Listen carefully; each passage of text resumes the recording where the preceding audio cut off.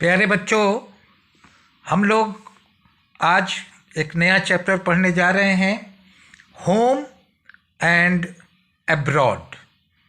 तो होम का मतलब तो आज जानते हैं कि घर होता है, लेकिन यहाँ पर होम का मतलब घर नहीं है, बल्कि हमारा देश, आवर कंट्री। तो जानते हैं our country is India. Abroad का मतलब होता है देश के बाहर। तो देश के बाहर तो जितने भी देश हैं, जो जितने भी फॉरेन कंट्रीज़ हैं, उसको हम अब्रॉड कहेंगे। चाहे वो चाइना हो, चाहे सऊदी अरब हो, चाहे इंग्लैंड हो, अमेरिका हो, कोई भी हो, वो अब्रॉड होता है। आज हम लोग अबू धाबी के बारे में बात करने जा रहे हैं। बच्चों, हम अबू धाबी के बहुत सारी चीज़ों के बारे में बात करेंगे। तो किसी भी कंट्री में जो भी उसका फीचर्स होता है, वहाँ कैसा पौधा होगा, कैसे प्लांट्स होंगे, कैसे ट्रीज होंगे, कैसे जानवर होंगे, कैसे क्या उनका पहनावा होगा, सारी चीज़ें वो डिपेंड करता है क्लाइमेट पर। आप अपने देश में भी आप पढ़े भी हैं कि हमारा देश इतना विशाल है कि कहीं पर बहुत गर्मी पड़ती है, कहीं बहुत ठंडा पड़ता है, कहीं बहुत बारिश होती है, कहीं बारिश बिल्कुल नहीं होती है।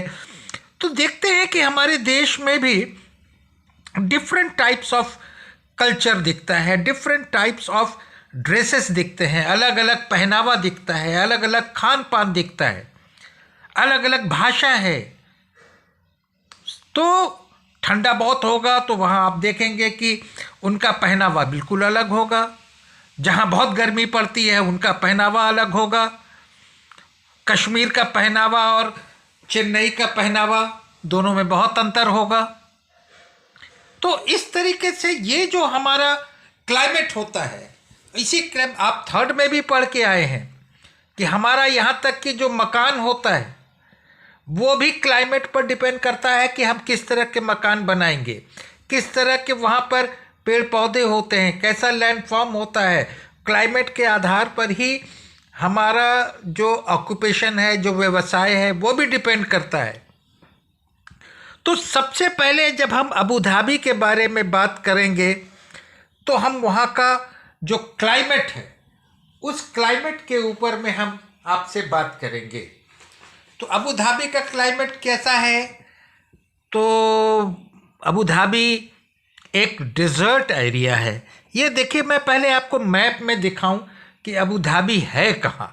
देखिए, ये मैं एशिया का मैप लेके बैठा हूँ, हाँ। और यहाँ पर ये देखिए, ये हमारा देश भारत है, ये देख रहे हैं भारत को। और ये देखिए, ये सऊदी अरब, ये सऊदी अरब है, नीचे कई अलग अलग देश हैं। और ये देखिए अबू धाबी, यहाँ पर ये अबू धाबी है। आप अपने घर में जो आपके पास एटलस होगा उससे निकाल के आप ज़रूर ढूंढिए अबू धाबी कहाँ है, ठीक है। अब ये सवाल आता है कि अबू धाबी कहाँ है। अगर हम कहें दिल्ली कहाँ है, तो दिल्ली भारत में है। तो वैसा ही एक देश है UAE,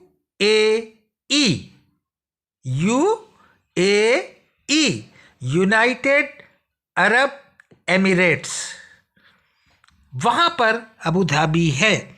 ये देखिए अबू धाबी, ये यहाँ पर। तो जब आप मैप खोलेंगे तो अब देख लेंगे कि मैं कहाँ दिखा रहा हूँ। ये सऊदी अरब है, यहाँ देख रहे हैं। ये देखिए, ये ईरान है, और यहाँ पर मैं दिखा रहा हूँ अबू धाबी। तो आपको ढूंढने में बहुत आसानी होगी। तो अब ये यहाँ मैंने बात किया कि ये किस तरह का देश है, यहाँ के बारे में हमको जानना है। तो ये आप समझ लें कि ये जो देश है वो डिज़र्ट में है, रेगिस्तान। डिज़र्ट वो एरिया होता है जहाँ बारिश नहीं होती है, या होती भी है तो नाम मात्र को, कहने भर को बारिश होती है, बस, लगभग नहीं के बराबर। बारिश होती नहीं। तो क्लाइमेट में पहला चीज़ आप क्या देख लिए कि बारिश नहीं होती है, और बारिश नहीं होने के कारण ये इलाका डेजर्ट है। तो आप देखिए कि क्लाइमेट से उसका लैंडफॉर्म भी कनेक्ट हो गया, और ये बहुत हॉट एरिया है। क्यों हॉट है मालूम है? क्योंकि जो सैंड होता है, बालू होता है, वो गुड कंडक्टर ऑफ हीट होता है। वो बहुत जल्दी जब सूरज निकलता है, दिन होता है, धूप आती है, तो बहुत जल्दी गर्म होता है। तो गुड कंडक्टर है, तो जाहिर है कि यहाँ गर्मी ज़्यादा पड़ती है। तो क्लाइमेट में आपने क्या देखा? क्लाइमेट में देखा कि यहाँ बारिश नहीं होती है और गर्मी पड़ती है। अब जहाँ बारिश नहीं होगी, जहाँ गर्मी बहुत पड़ेगी, उस एरिया में तो आप सोच सकते हैं कि किस तरह का लैंडफॉर्म होगा। वहाँ पर बालू होगा, और यहाँ पर जो चट्टानें हैं वो डिफरेंट कलर्स की हैं, वाइट हैं, येलो हैं, रेड हैं, ब्राउन हैं, ब्लैक हैं, इस तरह का। और उनके जो पार्टिकल्स होते हैं उसी से तो ये बालू बनता है। अब मैंने बताया कि क्लाइमेट से ही रिलेटेड वहाँ का जो प्लांट्स होता है, जो एनिमल्स होता है, वो डिपेंड करता है। अब देखें कि इंडिया में आप हर तरह का पेड़ देखते हैं। केले का पेड़ देखते हैं, आम का पेड़ देखते हैं, नीम देखते हैं, बहुत सारे तरह तरह का पेड़ देखते हैं। लेकिन ऐसा कोई प्लांट आपको अबू धाबी में नहीं दिखेगा। क्यों? जो हमारे यहाँ प्लांट्स हैं उनको पानी चाहिए, और अबू धाबी में बारिश होती नहीं है।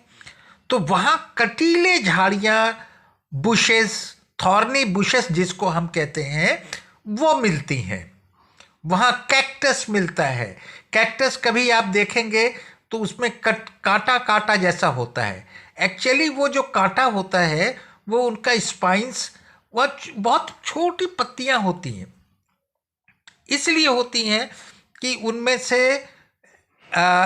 एवापोरेशन ज़्यादा ना हो। और ऐसे पौधे चूँकि बारिश होती नहीं है, उनकी जड़ें बहुत गहरी जाती हैं ताकि पानी ले सकें, क्योंकि आपको मालूम है roots absorb the water and minerals for the plant. तो बहुत गहरी जड़ें होती हैं, कटीली झाड़ियाँ होती हैं, और आप देखें कि वहाँ पर जो उनका कॉमन फ्रूट है, जो कॉमन पेड़ है, पौधा, वो डेट्स होता है, खजूर। आप देखिए खजूर का पत्ता भी हमारे यहाँ जो पत्ते होते हैं आम के और तमाम चीज़ों के, उस तरह के पत्ते नहीं होते, नुकीले होते हैं, क्योंकि उनसे वाष्पीकरण, एवापोरेशन ज़्यादा न हो। अब हमारे यहाँ तो गाय है, भैंस है, तमाम जानवर हैं। भैंस को तो गर्मी लगती है तो तालाब में घुस जाती है, पोखरे में घुस जाती है, नहाती है। अब वहाँ तो बारिश नहीं होती है तो वहाँ भैंस तो नहीं टिक सकती ना। तो वहाँ ऐसा जानवर चाहिए जो बालू पर आसानी से चल सके। अब भैंस नहीं चल पाएगी इतने आसानी से, गाय नहीं चल पाएगी, वहाँ का क्लाइमेट बर्दाश्त नहीं कर पाएगी गाय भैंस। तो वहाँ ऐसा जानवर चाहिए जो बालू पर चल सके, जो कई कई दिन पानी न मिले तो भी वो रह सके। अब यहाँ के जानवर को खाने के लिए घास चाहिए, घास वहाँ मिलना नहीं है, तो वहाँ ऐसा जानवर हो जो कटीली झाड़ियों को खा के पेट भर सके। तो ऐसा जानवर वहाँ पर है कैमल। इसीलिए हम कैमल को शिप ऑफ द डेजर्ट भी कहते हैं। ये कैमल जो होता है, ऊंट, वो कटीली झाड़ियों को खा के अपना पेट भरता है। और ऊंट वो जानवर है जो कई कई दिन तक बिना पानी के रह सकता है। एक बार कहीं पानी मिलता है तो वो पानी पी के उसके उसके हम्प में उसके ऊपर देखिए ऐसे करके उठा होता है, उसमें वो पानी स्टोर कर लेता है और कई दिन बिना पानी के रह लेता है। बालू पर हम लोग चल नहीं सकते और वो दौड़ लेता है। तो इसीलिए वहाँ का जो मेन जानवर है वो कैमल है। अब देखिए, मैंने कहा था ना कि क्लाइमेट के आधार पर ही आपका क्लॉथ्स भी डिपेंड करता है। वहाँ बहुत गर्मी पड़ती है, इसलिए लोग वहाँ पर लूज कॉटन क्लॉथ्स पहनते हैं। आपको मालूम है कि गर्मी से बचाता है कॉटन क्लॉथ्स, ढीला कॉटन क्लॉथ्स पहनते हैं, यहाँ तक कि अपना सर भी वो ढक लेते हैं। क्यों? वहाँ पर बालू की आंधी चलती है, और ये जो बालू की आंधी चलती है, चलिए मान लीजिए यहाँ से हवा चली तेज़, ये हवा बालू को उड़ा के ले गई और यहाँ पर रख दिया, उसने इकट्ठा हो गया। अब यहाँ एक बालू का पहाड़ बन जाता है। आपको देखने में आएगा कि ये बालू का पहाड़ बन गया। ये बालू का पहाड़ किसने बनाया? हवा ने बनाया।